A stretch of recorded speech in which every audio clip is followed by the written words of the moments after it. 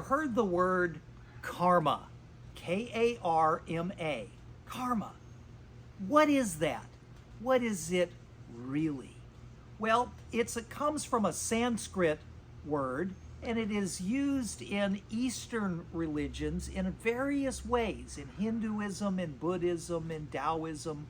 It is used in those Eastern religions, and what it describes is the spiritual value of our actions and the consequences of our actions. And it really is a very, very practical concept, because every action we take has consequences.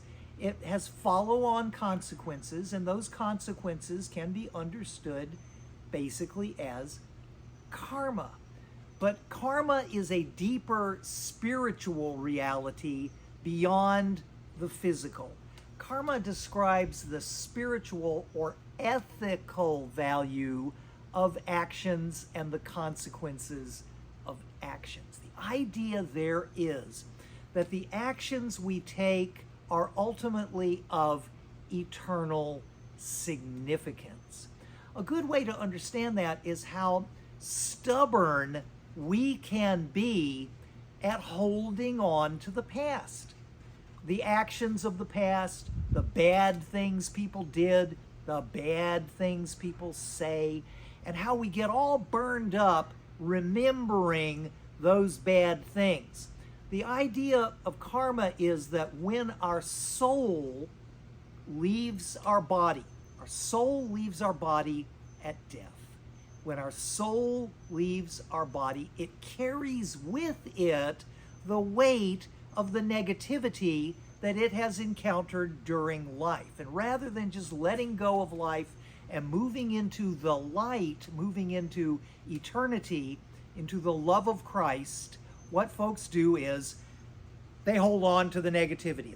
Well, I'm still fighting with this and I'm still struggling with that.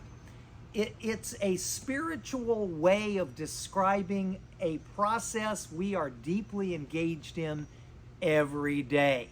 Because look at the struggles we have letting go of the past. And this is why I like to teach a path of radical acceptance and radical forgiveness, that the positive could come and fill our lives, that we would no longer be subject to the power of negative karma.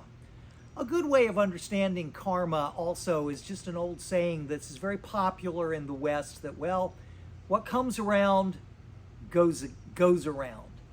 Bad intentions create bad results, and bad results create worse results. And we can get into a negative feedback cycle where the worse makes the worse, makes it worse, makes it worse.